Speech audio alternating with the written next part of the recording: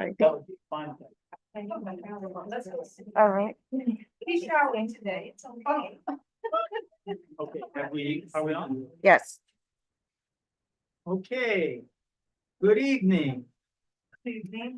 This is the Community Engagement Committee meeting. It's September 23rd, 2024. Time is now 7:09 p.m. And we're going to start out talking about a relatively serious topic.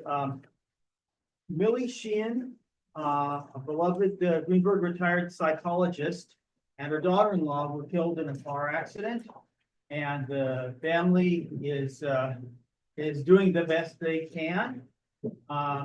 The people, I guess, at Lee F. Jackson, Millie's old nickname was Chips because she would sort of sneak chips since they weren't the healthiest thing. And so as a way of remembering her, that you would go to the office for a few days and they had a supply of chips, so you could eat the chips.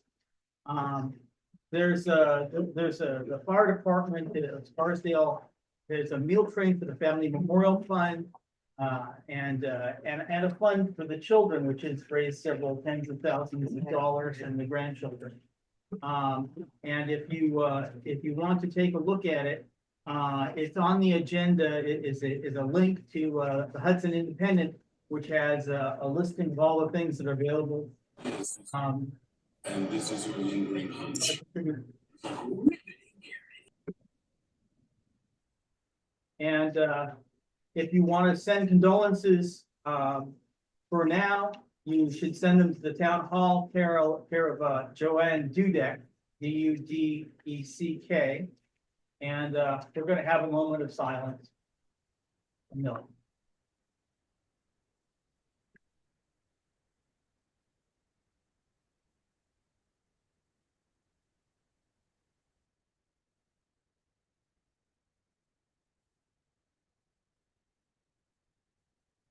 Okay, let's get started with introductions.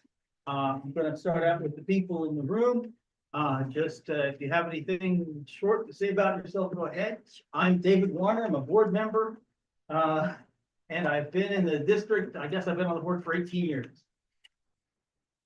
I'm Jessica Griffin. I'm a speech therapist here in the district. I work at Lee F. Jackson.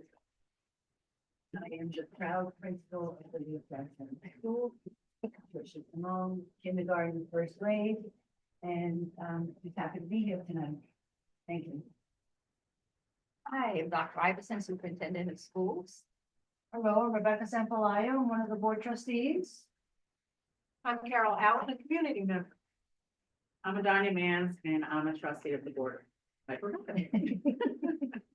Victoria? Oh, I can't see me, but I'm Victoria Bolton, Technology Department, Greenburgh. Good. Now we'll go to the online. Sarah? Hi, I'm Sarah Lazari, and I am a parent of 2 in the district. Gabriella? Hi, good evening, everyone. I am Gabriella Barahona, parent of 3 boys in the district. Jamal? Jamal Thomas, community member, former board trustee. Lisa? Good evening, everybody. Lisa Raymond, Assistant Superintendent for Business. Sylvia? Sylvia Simon, a community member. Can you change the view so that we can actually see a kind of a grid so I can see who all is here? Let's see. Hi. Say, did you hear me? Yes. Okay. Anybody I missed? No. Everybody's here. Okay. So far. So we were going to introduce Dr. Njoku, Assistant Superintendent for Curriculum. She couldn't make it tonight. We'll try and get her next time. The next order of business is to elect a chair of this committee. Do I hear nominations for chair? Nominate David Warren. Do I hear a second? I Okay. second that. Okay. Do I hear any other nominations? David, are you on the facilities committee already? I am on the facilities committee. You're not the chair, are you? Yes, I am, but they split the committee in two. It's no longer the finance and facilities committee. So, so another person has taken over the finance half of it. So you don't mind being a chair of another committee? You're a good person. I plan to step back from the technology committee and I'm off the safety committee. So I've made, Well, so you have nothing to do, I see. all right. All in favor of having David Warner be the chair of this committee? Aye. Aye. Okay. Okay, so. Membership. The public is welcome to attend community engagement committee meetings and will pass your feedback on to the board. However, voting rights for recommendations for non-board members require annual committee membership reauthorization by Board of Education resolution. So you basically tell us if you want to be a member and we hand the resolution to the board passes it, and then you have voting privilege. So who wishes to become a voting member of the community engagement? The board members already are. Do you wish? No? No? Is there anyone online who wishes to become a member of the community engagement committee? I'd like to become a member. Okay. Thomas? I would as well, David. Would as well. Karen Lazare? Yes, Sarah. Thank you. I would as well. And who said I would as well? Sylvia Simon. Hi, David, it's Gabriella. Count me in as well. Thank you. Anybody else? Okay, I will pass that on to the board. Mission and charges. Could you bring up the agenda? Could you share the screen with the agenda? Sure. Let's see. Okay, screens, this is the meeting.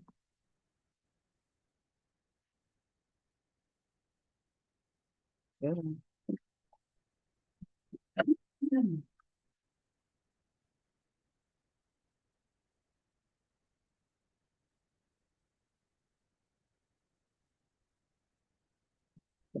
See that? Okay, now scroll down to the second page.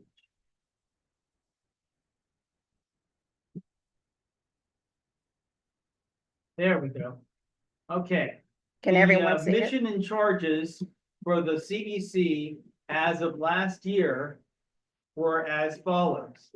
And I'm going to listen to it and figure out if you want to change anything, if you want to add anything, or if you want to delete anything.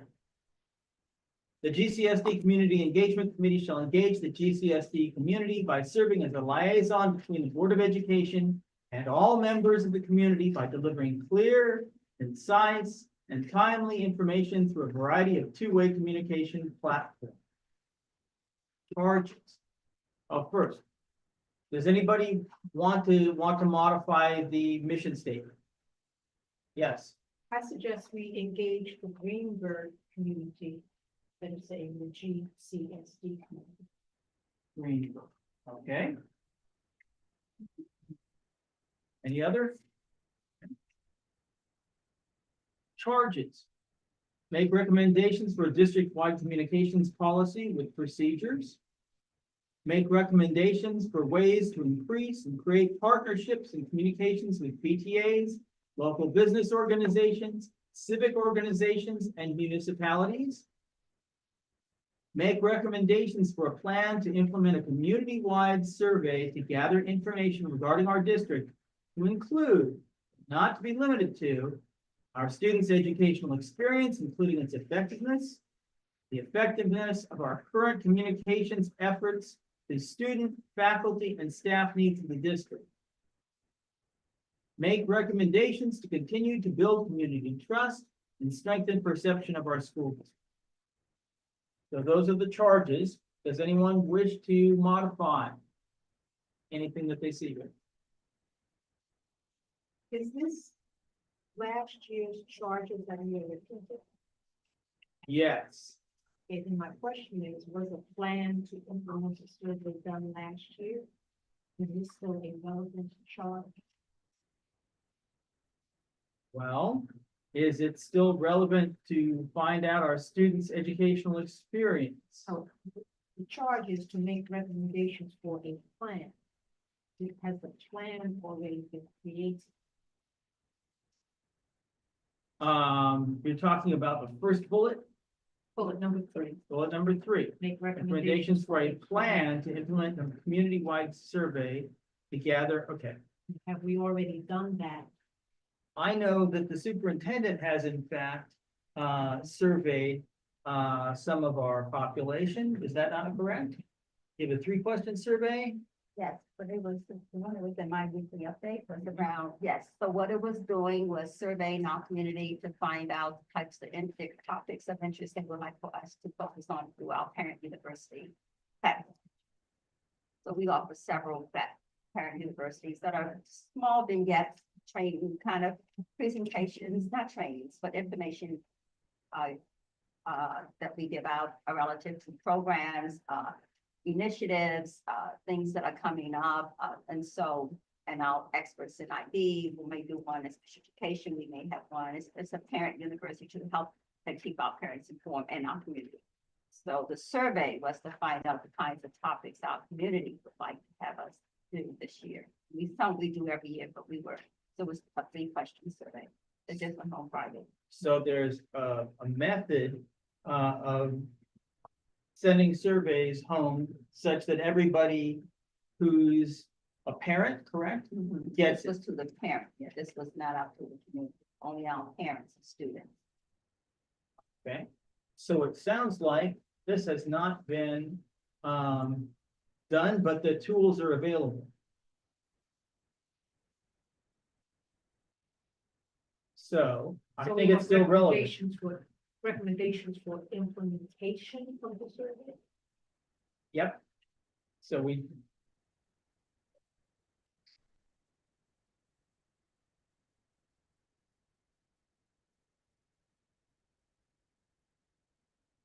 Community-wide survey, okay. Okay. Other changes? Okay. Anybody online? Okay, do we wish to recommend to the superintendent that the board adopt this text as amended as the mission statement and charges of the Community Engagement Committee? I think you're the voting members. I recommend it. Would you like to separate it? I recommend to the superintendent to the board. Okay, that's one. Yes. Okay, agreed. All right. Right, we need to make other people voting members. You've seen this probably before. Okay, now we go forward to our summer recap, and this is from Danya Mann. So I thought it'd be a good idea, in our first meeting that we kind of recap what was going on within our community for the summer. So there were 2 programs that came to mind for this. The Greenburgh Police Department, I have to give a big shout out to Officer Henry. She coordinated a program where some of our current 8th and 9th graders attended the Greenburgh Police Department Summer Youth Camp. So besides looking at law enforcement, she opened up the world of community service to the youngsters that were in the camp. They had speakers come in, they talked about all walks of life and things like that. And at the end of the program, they took an overnight trip to DC and they got to explore that as well. So it was really nice. And a lot of the kids, it was like a boot camp too. So some of them came back with brand new positive attitudes. And I'm very happy about that program. So it was really good. The other one was our summer MBK program. I'm sure some of you, if you were checking out the district website over the summer, saw that they were doing, I think it was a 6-week program also. My Brother's Keeper program. Yeah, so he does a summer program. That was being ran by, our social worker at the high school, Anthony Gaines, and then Lori Luonga and Darren Breeze. Yeah, they were also mentors too, and that was district-wide. So that was a good program. Just thinking about some of the events that came to mind. Some of our alumni were busy this summer too. So Saffron and Simone's mayor, they graduated after me, not gonna say the year, but they put together an event in Brooklyn. It was called Pearl Fest. So thousands of people showed up there, and it was sort of like a women's empowerment event. You know, they talked about hair care, healthcare, businesses. You met different vendors and things like that. So success. And then last but not least is On Your Leisure EYL. Alum that put that together was Rashad Bilal and Troy Millings. And then also behind the scenes, Michael McDonald, Jamal Thomas. That took place in Atlanta. They had over 20,000 people attend. They had 400 vendors there. They were giving away grants. One of the actresses, Lauren London, did that for one of the women who was running a healthcare business. So they do so well with that. That was the 4th year in Atlanta that the mayor has asked them to come back and continue doing that because it's one of the biggest financial literacy conventions that are out there in the country. So highlighting our alum and all our students for the summer. Yeah. I would just quickly mention on the EYL event, they did also have I believe it was 40 students from the Greenburgh area also go down with the center as well. So that was something that they sponsored. So you know, definitely shout to those guys. It was a phenomenal event. Were they alumni or were they current students? Students. Students, great. Want to add to some of the summer programming. We did successfully hold our summer program for 190 students. In the summer, there were 3 programs that we ran. We ran our academic enrichment program. We ran our extended year program. We do this every summer. And we also had our ECP program. And so they were all housed at Bailey this year. And that went very well. We also housed at Woodlands Middle High School, TDYCC's summer program. That's many students because they were experiencing some construction. And so we partnered with them and we made it work. They were in our high school along with the boot camp at the police academy. Really busy this summer, but they were housed here. And we fed all of those kids through our eligibility grant. PDYCC students receive free breakfast and lunch, as well as our own students in our summer program through our district eligibility grant. So they were very pleased that we could do that for them. But that went very well. And during the summer, you know, we ended it with our production that we had at Bailey. The E&L students do that theater workshop every summer.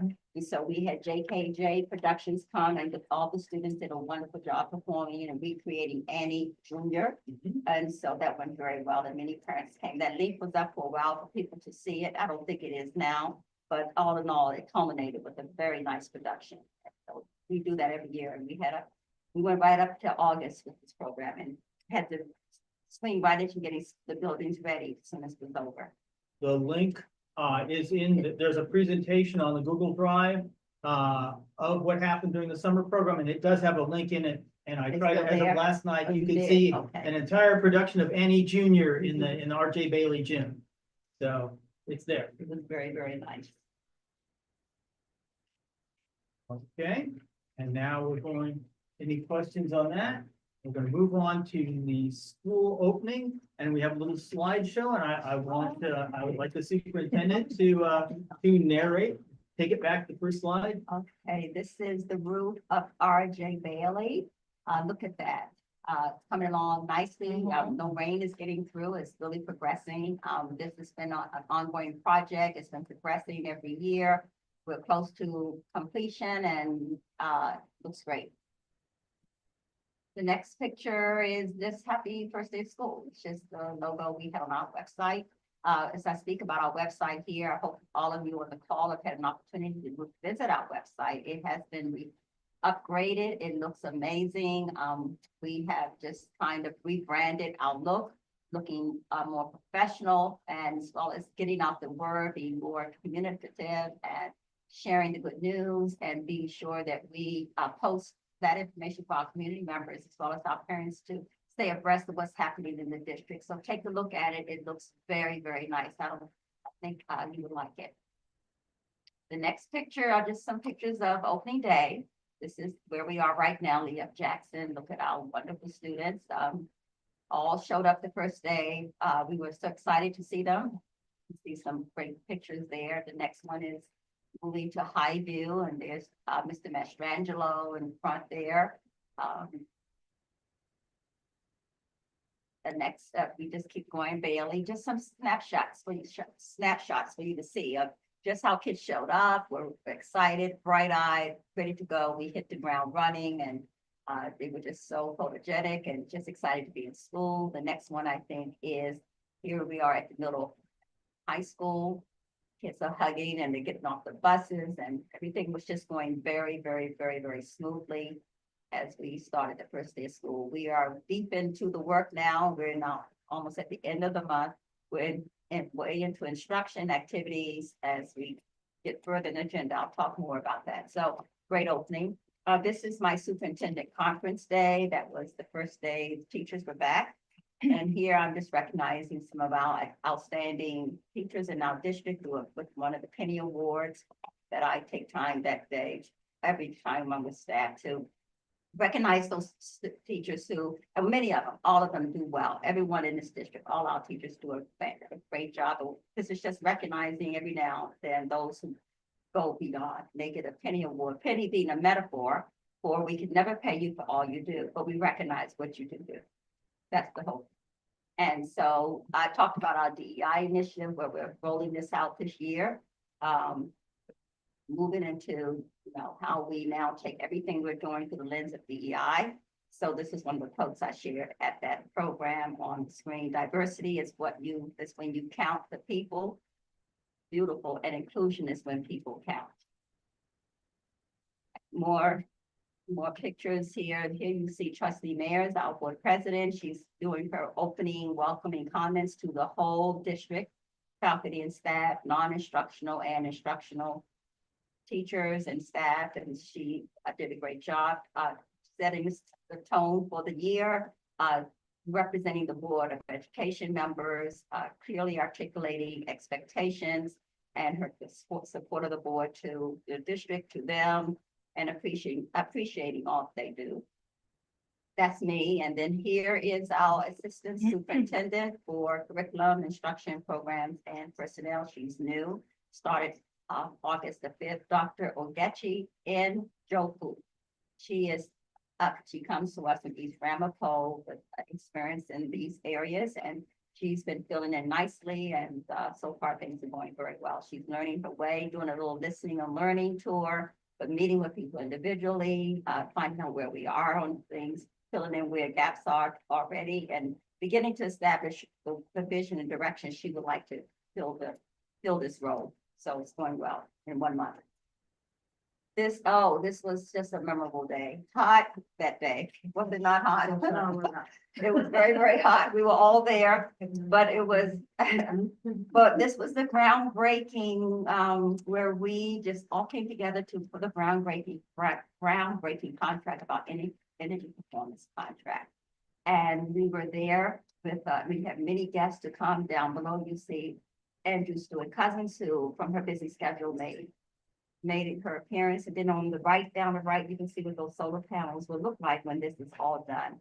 But we were there. There was food. There were many people who spoke. The commitment was there. Those who are supportive of what we're doing. And that picture there just culminates with the beginning of that work. So that was recently right before school began. Very nice picture. And here's just the org chart. Right now, you see there, everyone's filled in. We did a lot of hiring over the summer. There's our board at the beginning there with our 2 members. Trustee Adonia Mans added, and trustee right here, Rebecca Sampamaya, and the rest of the members who've been there serving their terms. And you see we filled in where we have Dr. Njoko. And what I want to really point to you is if you go on down, below, the board did approve for this year for us to put some support over at Bailey. Many of you know Ms. Khan. She is an excellent science teacher. She taught science at Bailey many, many years. Just excellent she is now serving as our restorative practices school culture coordinator at Bailey. I've already talked to Ms. Rossi, and she cannot say enough about how that role is working. And what she's doing is helping to cultivate that culture of restorative practice through teaching students, helping students peacefully coexist, building those relationships with them and each other, and taking time and being very visible, working with staff and students around that model. So she was also our summer school coordinator who did the wonderful job of the summer school program. So she has extensive experience in coordinating programs. So this was a nice segue and nice role for her. And so far, she's really enjoying it. And then up, if you go over to under Mr. Brayman on the very end on the left there, we have a brand new board clerk that was recently appointed to the board. She just started, I think, a week ago, and she'll be doing her first board meeting tomorrow night. So she's been working very closely with Ivy Krauts, who served as the interim for a while, but she's excited, and she's been on agenda meetings with me. She's been filling in agendas that we've been sending to the board so far. So I think she's going to work out nicely. And that's our administrative team, central office. Good. Next. And this is ECP on the grounds of the mansion. Isn't that just lovely? This is their opening. Their parents began the very first day with students. They had it outside on the lawn. And this is just a picture of that full participation. Our ECP parents come out and just numbers, all of our parents do, but this is really the beginning. So they were there listening and in anticipation, but it went very well, Mr. Washington said. And we have ECP classes now at Highview. We have moved 2 of our classes there. I've visited the building already. Highview has welcomed the teachers and those ECP babies. They have really embraced them. They have their wing of the building. This is their playground where we brought equipment over to ensure that they had developmentally a program and equipment that they can use.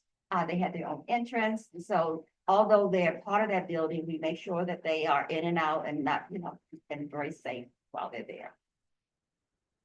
They moved out of Jackson. So we have ECP now in 3 buildings. The main campus, Jackson. Jackson still has 5 classes, 4 ECP at Maine, and 2 now over at Highview. So that's where we're growing, and these are boilers that are already put in by our initial performance contract. This is the one at Highview, and the next one is the same, looks similar at Bailey. Not here. Right, that's the benefit of the energy performance contract. Yeah. So you Trying to get the Yes, boilers. yes, Did so you- you've Did you hear? go ahead. No, that was here. Yes. Oh, that was Yes, Jackson, yes. I'm sorry, yes. Leah Jackson, and right here is Jackson, and the first one was Highview. So, yeah, so you have one here, yes. And look at our bathroom. This is some of the work that was done this summer. This is at the high school. Look at that. Bathrooms are really upgraded and repaired and, look very attractive and, The work of- And Woodlands. yeah, all of these are equipment, yes. So a lot of work, and this is the culminating thing. I don't know if you've been in there.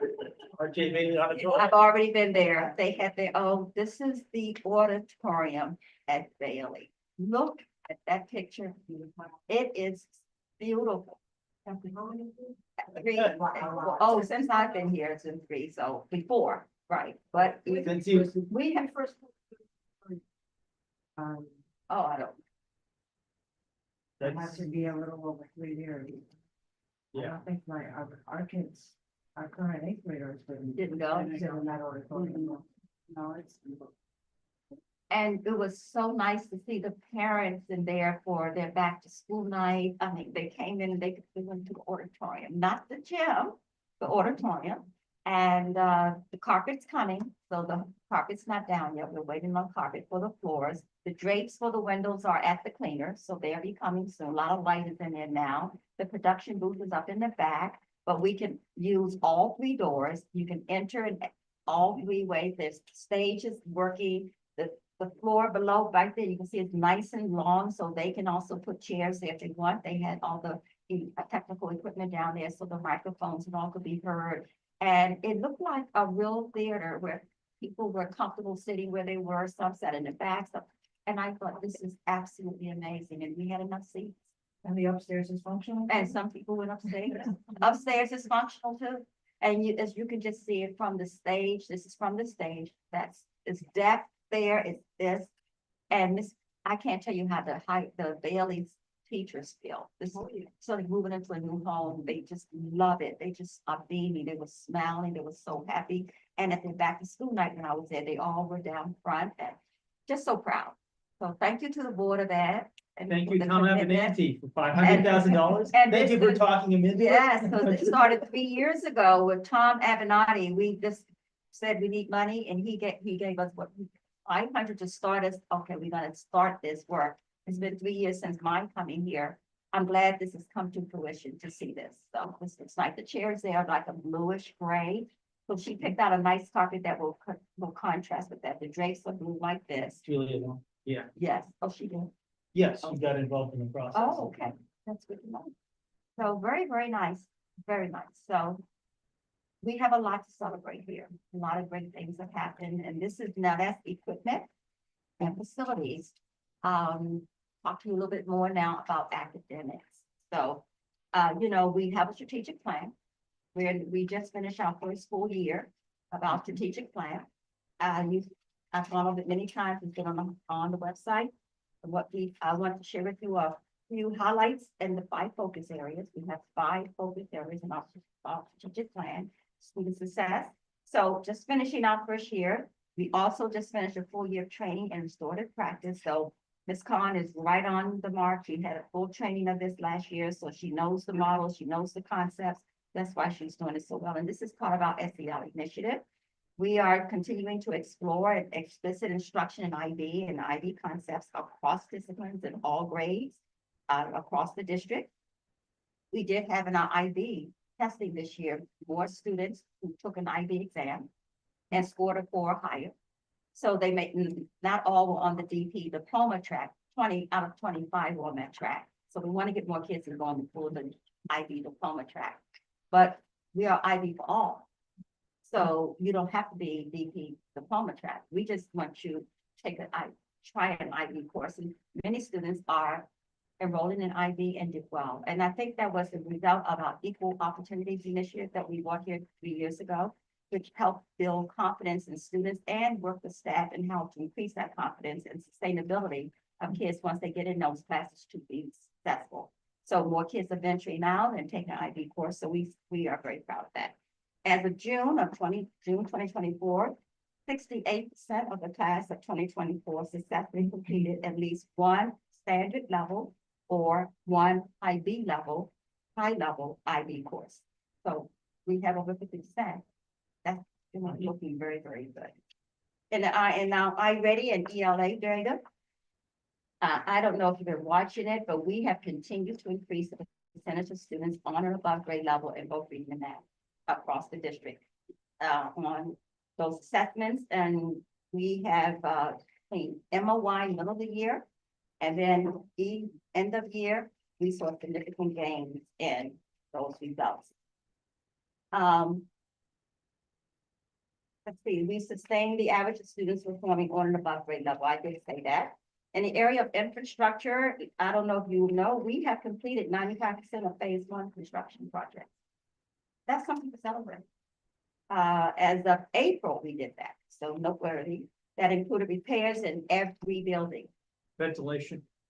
Ventilation, yes. We use federal funding to upgrade the ventilation such that the old buildings are by the same standards of fresh air as a newly built building would be. More people are just looking at our Facebook and Instagram. We're just getting higher percentages of people who are checking out just our Facebook and our Instagram and our website. We keep data on that. And so many of our viewers are just looking at the district. And I think it's just a lot of improvements we've made in our website. In our area of safe and healthy climate and culture, we still make sure we are safe in our buildings and keep all of our students safe. So we upgrade it all about every year. We revise our building plans, safety plans. And we also incorporated and revised our code of conduct to incorporate all of our restorative practices in that. So if you look at our code of conduct, we've embedded for every grade band. So the practices around restorative practices and how we're using that and trying to turn that lens around from suspension to keeping more kids. And then in our premier workforce, which is our focus area, we are continually looking to recruit the very best. We had a rigorous this hiring process this summer. We started early so that when we started school, we were about 95% fully staffed. Of course, we had some last minute resignations that happens everywhere, but we were looking good. We still are doing some hiring. And as I said, we are now venturing into looking at our DEI initiative as we branch now into how we just, have professional development around that to connect what we're doing now in all of our areas of instruction to ensure that we are being inclusive and that our practices are equitable and that we are, championing our diversity in our district. So those are some of the highlights. This year, we are calling our year as a year of sustainability because it's working. Things are working. And so we want to sustain it. We want to go harder. We're going to level up. We're going to learn more. We're going to do better because we now have figured it out. We know what we need to do. We built our capacity. We now know how to do that. So now we're just going to go wider, deeper, and higher. And so this is a year of sustainability for all of us. That is our theme. The year of sustainability. That's our theme. So I love that title words there. And I just like to and that's what we have here. So those are Good. what we have here. So, for your information, and it's also on the drive, there are a number of tests, results. The state test results are kind of semi-embargoed, so I know some of you from the education committee have seen things, but like couldn't take pictures, and it is very strange and quite. But we know that by November they're supposed to release them. Since you know the numbers already, the big picture, right? The state average is creeping ever upward, and we are creeping slightly quicker, okay, upward, and we'll get back to that in November. But the iReady, which we use internally, is not embargoed by them because it's ours. That's right. And the IB test results are ours. So I've given you a packet of this. I can see that there appear to be a couple of different types of reports. So the blue reports are about how much progress you make per year, and the green, yellow, red reports are what you've achieved for each year. And we've got test scores in math and reading, grade level by grade level. And then again, there are two kinds of progress our students protect. Would you please explain to me the difference between typical growth and stretch growth? So we expect kids to make typical growth every year. So the first bar, that first row there by grade just shows the percentage of kids who made that growth. That is, we expect kids to at least make 1 year of growth every year. So typical growth is in case 71% of the kindergarten kids made that growth, typical growth. What we just expect kids to learn and do in 1 year. So that's the data there. So you can look at those percentages there in blue. I mean, they're in all cases except grade 8. Which, we still have areas to work on, but 50% of our kids in most grades made that 1 year typical growth. That's how you read that. So That means that half aren't. but it doesn't, it didn't mean, they didn't make the typical growth, but they made growth. They didn't make maybe 1 year of full growth, but they made growth. Okay, so that's the stretch growth. So the stretch growth are those who didn't make the typical 1 year growth, but they made growth, but it's slower. So then, those are the ones that we're providing interventions. Those are the ones who get AIS support. I mean, all kids, learn in different ways and different paces. So, their growth is slower. So the stretch growth are those, but the typical are those who made it. So it helps us with our diagnosis on what we need to do, who we go find who these kids are. We make sure we plan interventions for them and put them in small group instruction. But, so it just divides these numbers to show you how you are progressing in terms of, how kids are moving along as they're expected to be. Could I ask one more question? So looking at the first column, kindergarten, 71% of them will take typical grades, which means that 29% did not. Mhm. And of that 29% who did not, 54% of them switched.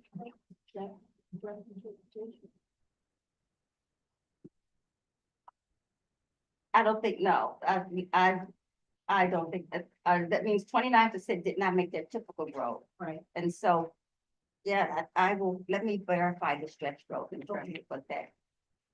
From my understanding, stretch growth are those who made growth but didn't make typical growth. So I will have to clarify that. Okay, and at the very back of the packet, But I want to really stress go ahead. these, the scores you pointed out from the state. Again, Sure.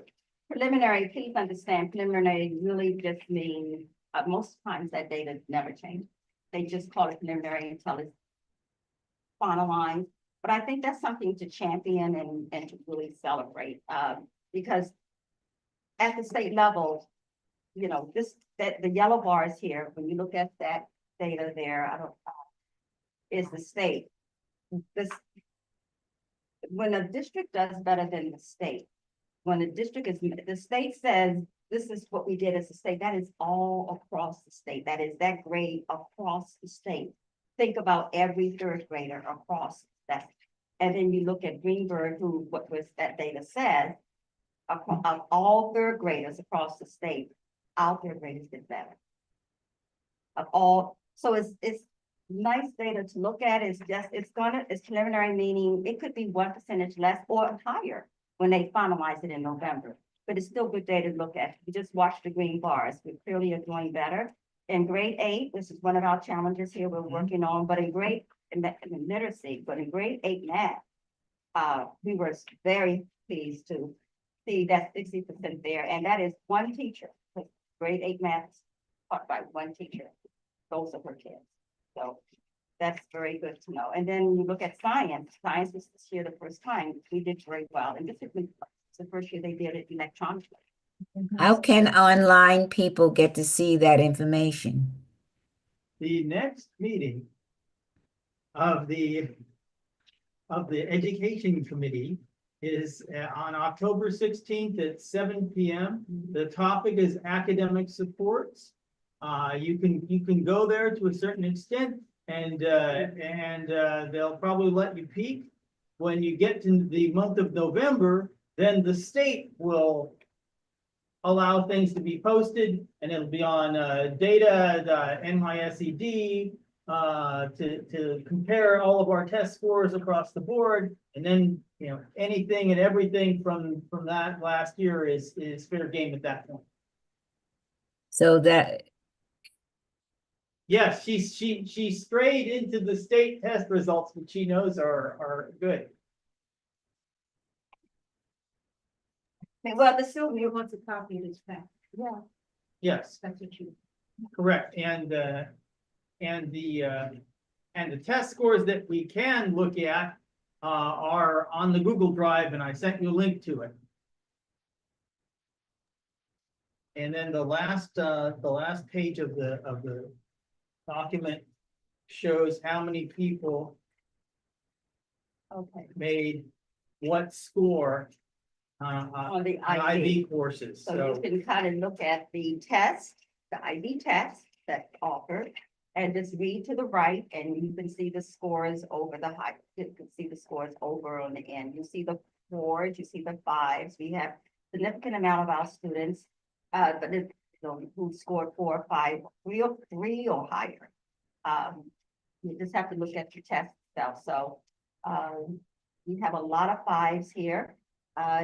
English A, language and literature, high level, you know, we had 52 students who took the test, number of candidates who took this test, and the average grade was, highest grade was a 5, the average grade was a 4, the highest was a 5. And you just read it across like that. So We had in subgroup 2, Mandarin, 10 students took that test. The average score on the Mandarin IB test was a 3.20, which is passing. The highest was a 5. So it just gives good data on how our programming is going. Okay, these are all coursework at the secondary level. Yeah, yes, these courses are, yes, at the Woodlands High School level. Okay. Are there any more questions on that? Okay, good, thank you. The next item on our agenda is the Pioneer League. Rebecca, tell us about the It's Pioneer. going to be brief because I felt in fairness, I needed to get more information, but the Pioneer League is a sports league for classified students. Most of them are in the special classes at Woodlands. And they play basically 4 seasons. So they play soccer, they play basketball, volleyball, and European handball, which I didn't know about till I saw it. And I just thought that this was a nice opportunity to provide some inclusion and some equity, because like we all know, at Greenburgh, the sporting events are not always well attended, and this is another opportunity where these students can feel celebrated. And in thinking in my work, not only because of my daughter, but because I work in special ed, is how can we support these students, but also provide them with more interaction with their general education peers. And I'm thinking perhaps there would be opportunities for other students to volunteer for these events. Mr. O'Donoghue runs this, and he runs a great program, but it's usually only him. And I think that it would be lovely to have other students coming and supporting them or volunteering and providing those opportunities as a community. I think also just in general, sporting events could be better attended, but this is just one league or one, I'm forgetting the word when you have the seasons. It's something that's not usually mentioned. So when we go to an open house and they're mentioning all the sports, the Pioneer League is rarely mentioned. And I think that I know for myself as the parent of a child with significant special needs, sometimes it's very isolating, and to know that there's these things for the students where you can also meet other parents. This past year, it was always the same parents. And there was one game, I'm sorry, at Woodlands, and several administrators didn't show up and several teachers did show up.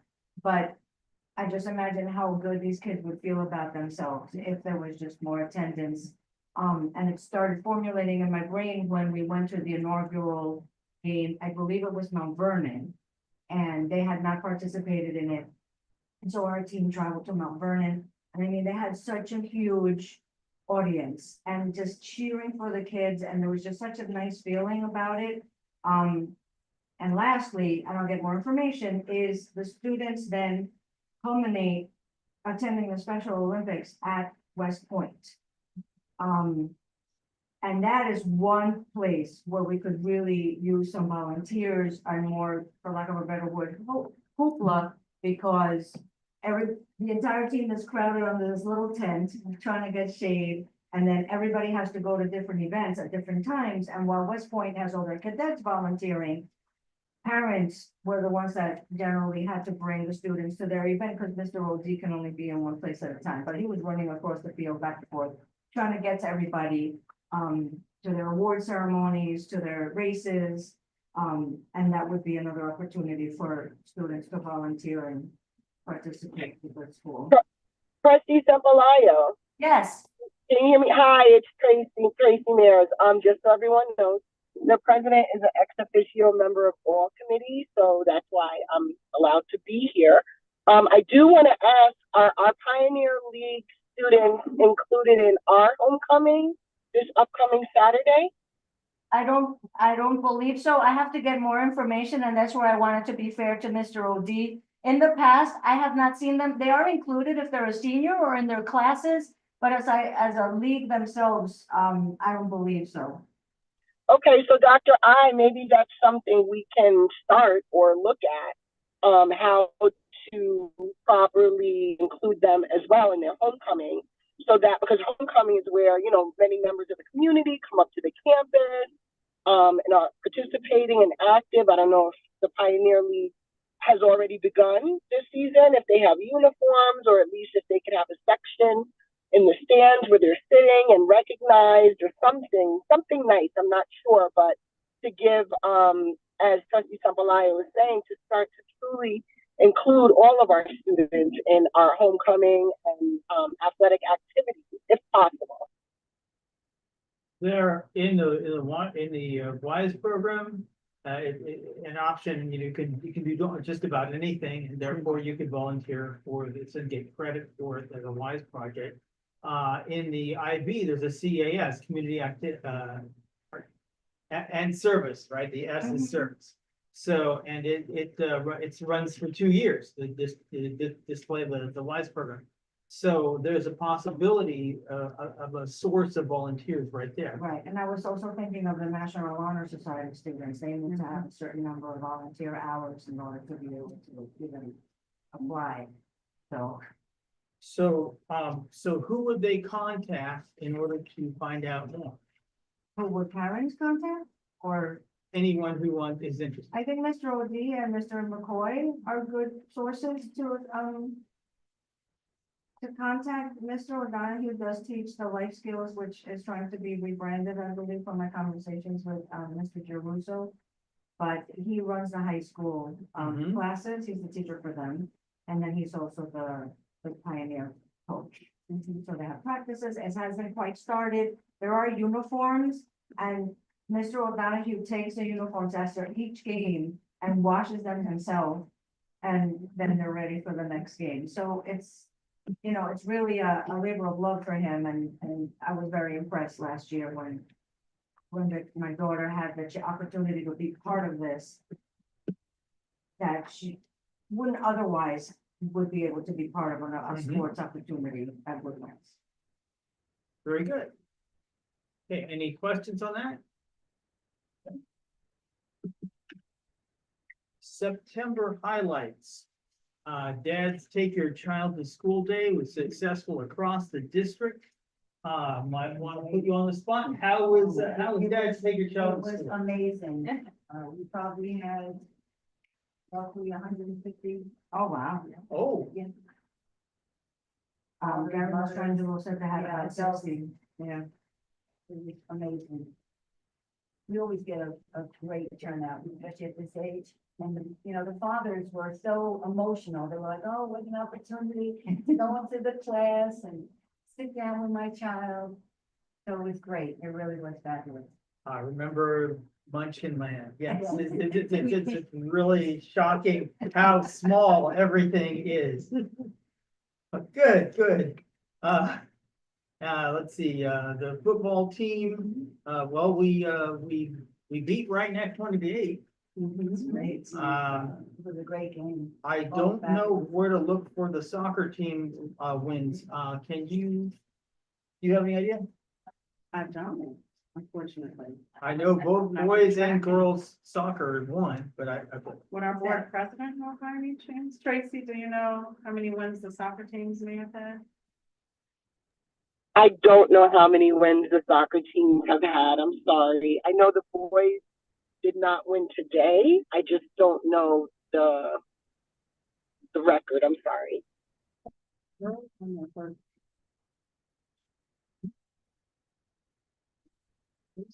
a soccer player walked into the room where we're having our board meeting and said, hey, great. So this brings to light how it could just be made more public. Yes. Schedule, Yeah. wins. Yep, and Max Preps doesn't have anything because, right, okay. Okay. All right, that's something to work on. Should definitely tracker. And on our website. Right. It's all Instagram, Facebook. The mechanisms are there. Yes. You just have to plug in the numbers. So I'll just run down the list of reminders for between now and next CEC meeting. Okay, so there's a board meeting tomorrow night at 7 p.m. at Woodlands. Financial literacy night from, on 9/25, 6:30 PM Woodlands Auditorium. Technology committee, 9/26 at 1 PM in the Little Theater at Woodlands. September 28th, homecoming game versus Dobbs Ferry. I believe kickoff time is 1:30 PM. The 3rd and 4th of October, Rosh Hashanah, all schools are closed. October 7th, PTA council meeting. October 8th, board work session, 6:30 PM in the Woodlands Innovation Lab. October 10th, facilities committee meeting, 6:30 PM, again, Woodlands Innovation Lab. The 14th is Columbus Day or Indigenous Peoples' Day, and all schools are closed. The 16th is the finance committee, right? We split finance off from facility, finance and facilities, which is at 10 AM. On the 16th at Woodlands. Also on the 16th is the Education Committee at 7 PM. So one is during the day, one's at night. Woodlands Innovation Lab, if you want to know more about this. Okay. On the 19th of October, the Harlem Wizards will come and visit our gymnasium at 6 PM. Good time will be had by all. And usually there's a team made up of our teachers who play the Harlem Wizards and usually they're pratfalls. Yes, yeah, they get creamed. Sometimes they, yeah. It's all in fun. Well, Jamal has, I think Jamal has actually participated in that. Okay. I wouldn't call what I did playing, like, you know, I was there, I was on the court, but you know, it wasn't a very good job. They shut you down because they were afraid of you, unlike everybody else. See, you saw it too. I saw it. You didn't see me out there. Okay, on the 22nd of October, the board meeting at 7 PM at Woodlands Auditorium. On the 26th, is the Repair Cafe at the TDYCC, and we'll go over that in a little more detail in a minute. On the 28th is the Community Engagement Committee, and next time we can rotate from school to school, so next time we'll be at Highview, 7 PM. The athletic schedule, check the district website, it should list games. The Low HUD Player of the Week and Teams of the Week, remember to vote for that, okay?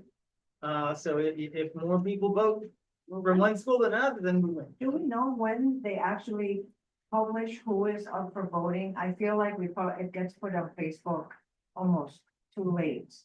Like some other schools have already an advantage of knowing ahead of time.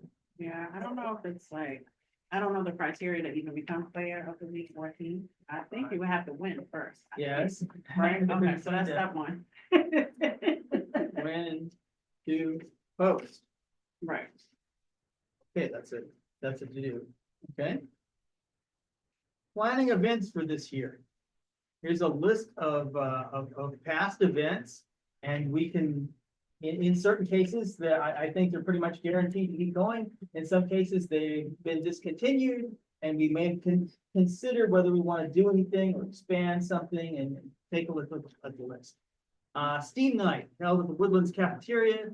It featured science and technology demonstrations and activities for students of all ages. Historically much larger, this event was successfully revived last year. There's potential for expansion of this event. At one time, they had science projects not only at the high school level, but they had science projects down to the R.J. Bailey level. And so different students, you know, took up one gymnasium. They were in the halls all the way up past the wise room, and then on top of that, there were, you know, we would hire someone who's like science is magic, right? And we would have little events for the kids and all kinds of demonstrations in between. You know, go out and shoot bottle rockets into the sky, all sorts of things. But you know, at its height and before COVID came along and killed everything.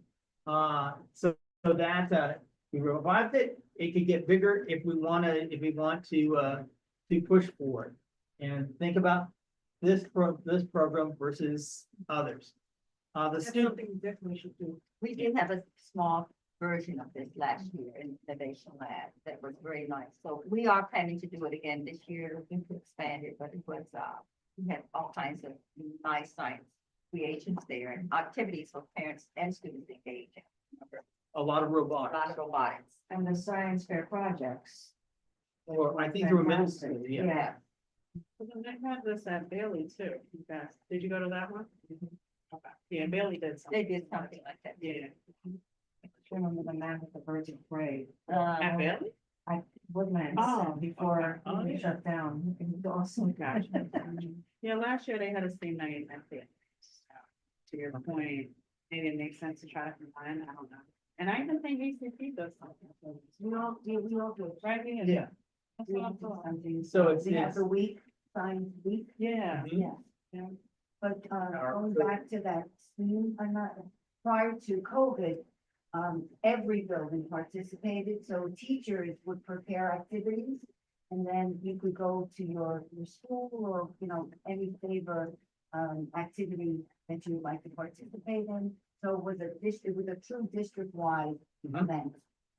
It was a different nights, or like Bailey would make it been Monday, Highview Tuesday. The Yeah. ski night was all one night at Woodland. It was at, it was just at the school, but it encompassed all. Exactly. Yeah, Right. So okay, everyone there. So I remember when my daughter went through, they hadn't done that yet. So I remember a Highview Science Fair. We got a deck sprayer and made a scale model volcano, and you could either pour, you know, powder or powder poster paint, in which case it was ash, or you could pour liquid in and then it would erupt as a lava and it was inside of an aquarium. So it couldn't, you know, destroy the entire exhibit. Vinegar and baking powder, baking soda, it would make a volcano. That's another way, yes. Okay, principals panel. Pre-COVID, I believe, I'm sorry. The student art show, K-12, student art was on display at the Greenburgh Town Hall. On opening night, student artists were on hand to explain their work. The jazz band played and selections and hors d'oeuvres were served. Several hundred parents were attended. It's currently on the district calendar for 5 to 7 p.m. at May 1st at Greenburgh Town Hall. I can tell you that at one time we had the main room. Right now we do the corridors and the student art stays up for about a month afterwards, so everyone can see some of our art's pretty good. Okay. So that's there. When we had the main room, then we had more performing art come, you know, so more musicians come in, the choir would come in, and sometimes it'd be poetry readings. Okay. So that's, if you want to re-expand it, that's the way to do it. But it's a possibility. Okay. We do have music there. In Yes, fact. yes, the jazz band Jazz plays, band. right. Okay. Yeah, with keyboardists. The principals panel. Okay, pre-COVID event, principals were given an overview of their schools. This gives parents of younger students a preview of what they have to look forward to as their children progress through the school system. Tracy, you were trying to get something going. What was that?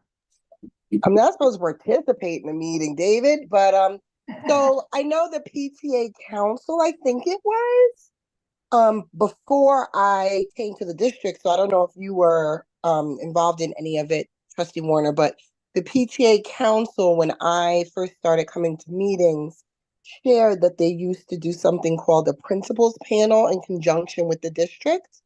And it seemed like something that would be great. Then some other parents brought it up to us. So I think we tried to bring it up as an option as well to see if parents were still interested in that. Okay. Greenburgh Taste Off.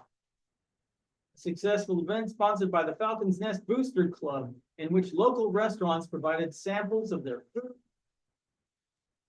And the attendees vote for their favorite. There were attempts to revive the event after COVID, but they were unsuccessful. I think the Jacksons dedicated their lives for, you know, they finished with one, they'd make their donations to the Falcons Nest Booster Club, and And then they start on the next one, and each year it grew and got bigger and bigger and bigger, and no one wants to do as much work as to make. I could give an update on that one, David. So from what I understand, the Booster Club just started, restarted this year, because like you said, the Jacksons were doing so much. And they had to, they had to retire. They stayed on even after their children had graduated to help the district. And new parents stepped in this school year. They are active. And I think there's 3 of them. And so it will take a little while before they build back up that momentum to get to the taste-off level, unless everyone wants to volunteer and help them. But that is what's happening. There are 3 parents that are just starting up again this year.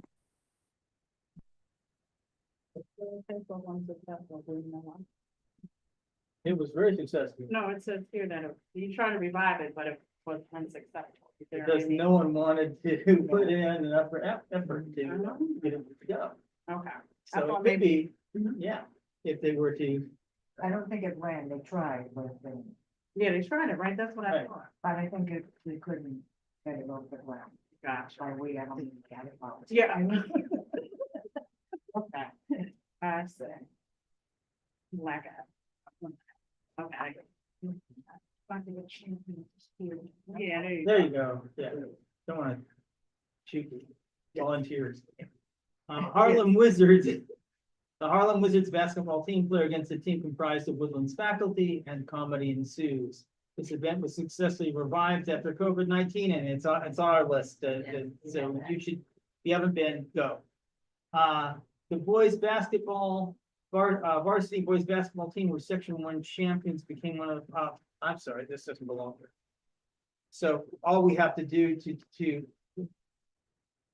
the boys varsity basketball team did really well.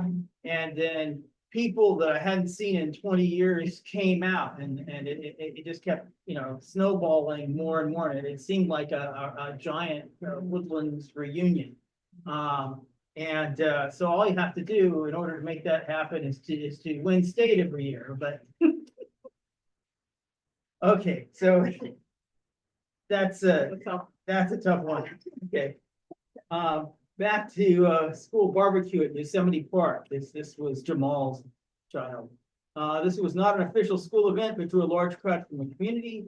Jamal spent 30 to 40 hours organizing this event. Participants included fire department and PTA. This is a potential community engagement event. Jamal, what do you think?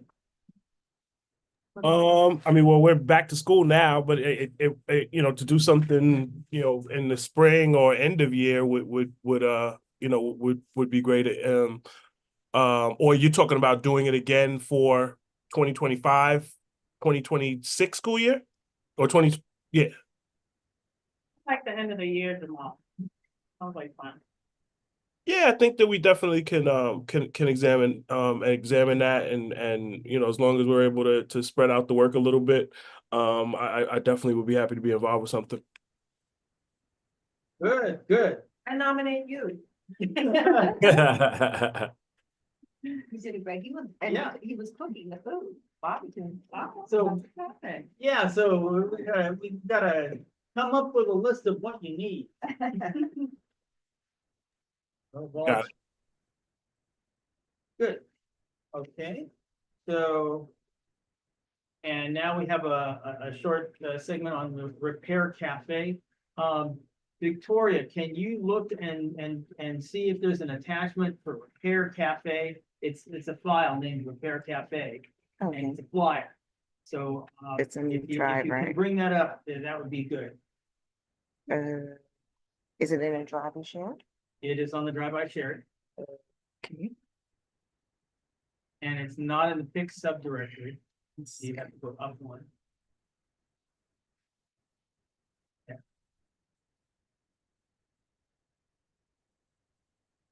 There it is, where it says Repair Cafe. Yeah, click on it. Okay. So this is Johann Snag's Bentmeyer on this one. So it's basically free repair of your household items. I guess they hold it every so often. So it's held on the 26th of October from 11 a.m. to 3 p.m. at the Theodore Young Community Center. It's sponsored by the Fairview Empowerment Group. And for more information, contact Johan Snaggs, JOHAN.SNAGGS@yahoo.com, JOHAN.SNAGGS@yahoo.com. And you can also sign up to become if you think you're really good at repairing something and want to volunteer, the opportunity is there. Okay, very good. Questions on that?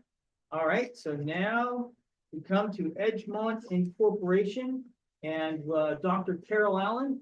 I guess we're gonna have a video clip. Would you like to play the video clip first and then explain it? Yes. Okay, so Is it this link? it should be a link in the agenda. Okay, so this one, okay. Click on it and see what we get. Let's see, if it'll let me play it. And it should be News 12.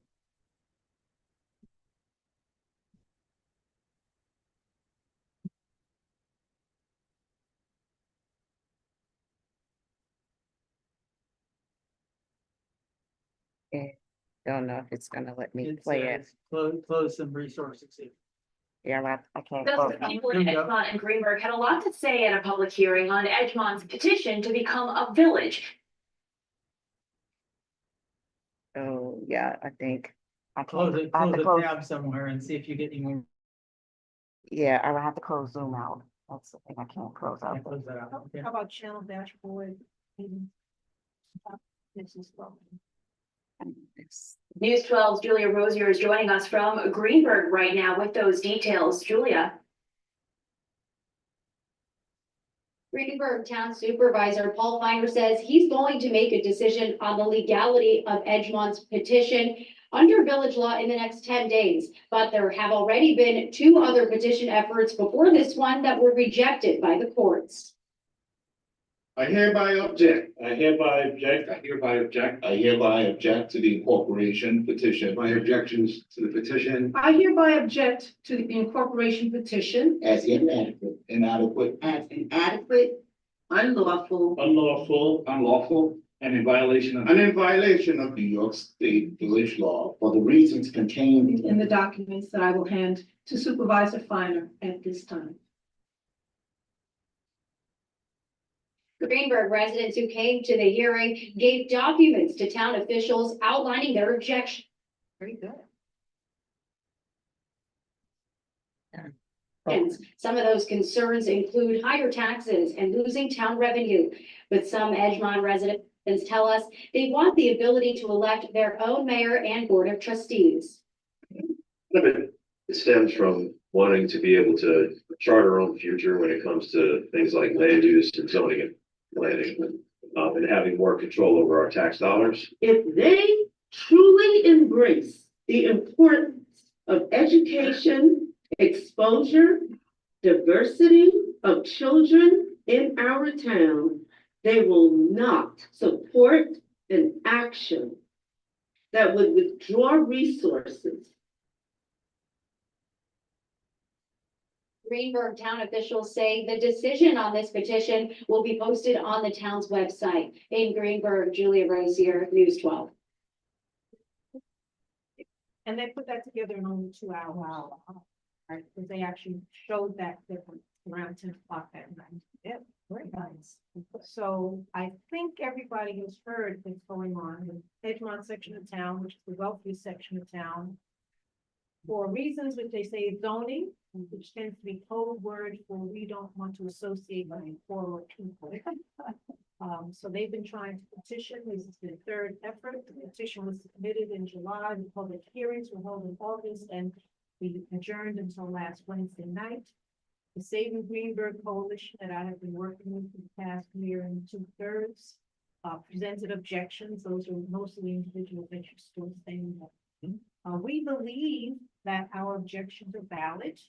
And based on that, we are hopeful that the town supervisor will find that petition is not valid, it cannot go forward for the vote. The Edgemont Incorporation Committee, however, back at the end of July, already said that if it's not found sufficient, they will sue. So we are hopeful that there will be a court battle, because we're hoping that the petition will be found insufficient. But town did hire legal counsel, they passed a resolution back in January to move forward with challenging the state law, because we feel that the state law is not constitutional, because state laws are not supposed to be written for any specific single entity. And as it is currently written, that Edgemont is the single entity which was put into the state law. So we are going to be trying to get, the town is going to be trying to get that law changed so that it's constitutional. So that's where we stand. Thank you. Okay, so 10 days. So by the time we have another community engagement committee, then we'll know what's what. Right. Okay, Exactly. very good. Okay, at this point, I want to open the floor to anyone with questions, comments, or concerns that they want us to pass on to the board. Anybody? Yes. On Sunday, I went down to the Greenburgh Library to hear a presentation on George Balanchine in Greenburgh. I was so excited. The Westchester County Historical Society historian gave a comprehensive talk about the Warburg estate, the two brothers, their children, their offspring, the donation of the land that the schools sit on to the town, and the relationship with George Balanchine, who was the founder of the School of American Ballet. The Warburgs were responsible for Balanchine actually coming to this country, and his first work was performed right outside the mansion. I think that the district should capitalize on this history as an advertisement for the school. I think it would be terribly interesting for the students. I'm even thinking we should call it the Woodland School for the Performing Arts in honor of Balanchine and the Warburgs. And I'm thinking that we should be able to get financial support from the arts community for doing something like that. We start having dance classes. We should be able to get some money to help support that. He was the founder of the New York City Ballet. Perhaps we can get some of their current ballerinas or some of their past ballerinas to come here to give classes and demonstrations. And I just think, the community might want to support financially. For example, I believe we should clean up the monument that is outside of it. And right now it's got this beautiful green discoloration. Well, I think we could probably raise some money from arts lovers to get that cleaned up. The 100th anniversary of Balanchine's work will be in 10 years. So that's why it's starting to be talked about so much. So I want to bring that to the board for consideration. I think it'd be terribly inspirational, wonderfully inspiring some of the students to know that they are part of history of the arts in this country. Agree. I will certainly forward this to the board. I've had to do some research on the Warburg family, and I've admired them for the fact that they gave this Warburg campus to us because we were doing our best to be an integrated school district before it was required. So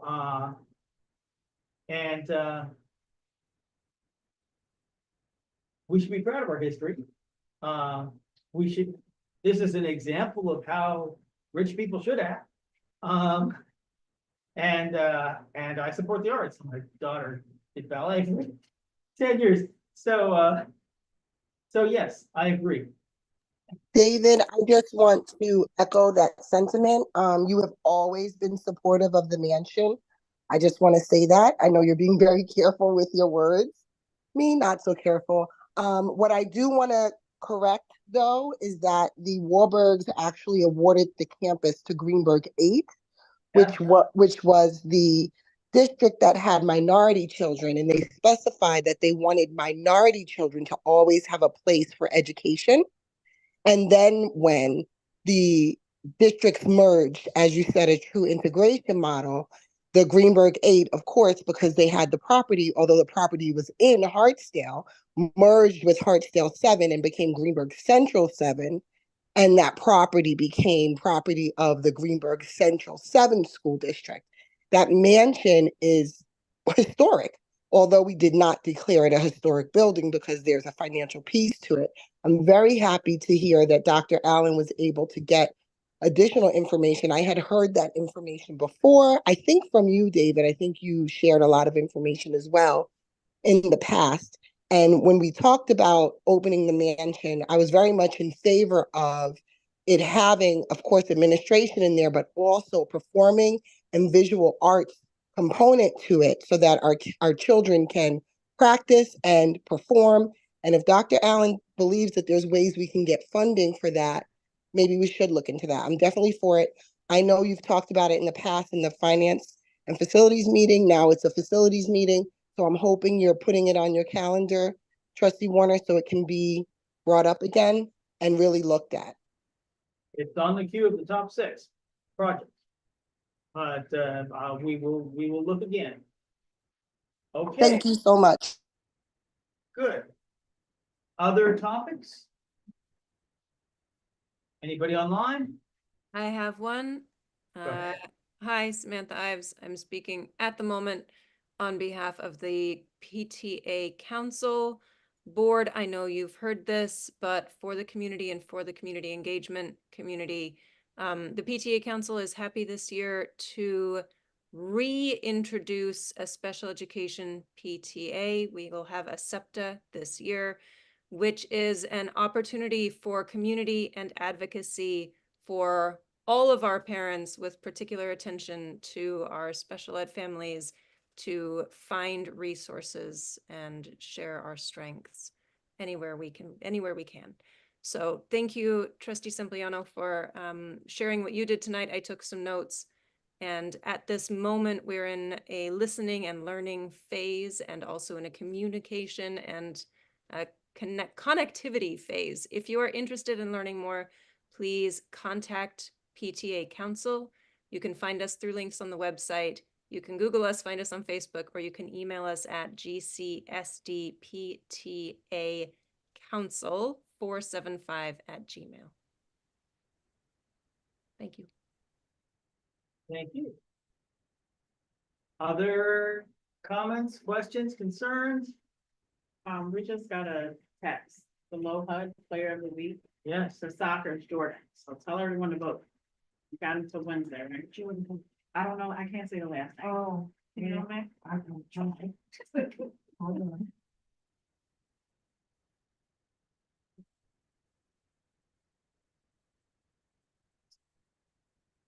Oh. You go on the agenda. I think it's by Charlie. The soccer player of the week, and they go, Low HUD publishes the players of the teams of the week on Monday morning. Okay. One more comment is that at any time, we're always looking for parent volunteers to attend CSE meetings. These are parents who are trained to be advocates for the parents of the students who the meetings are about. And there's always a need for that. And who does the training? I believe BOCES or WIHD, I'm not entirely sure. But the caveat is that the meetings happen during the school day. So parents who work full time can't really attend. Okay. So if you're working on flex hours. Flex hours are good, yes. And it never hurts to have the training just in case you're available to attend the meeting. Chair opportunity. Okay, very good. Anybody else?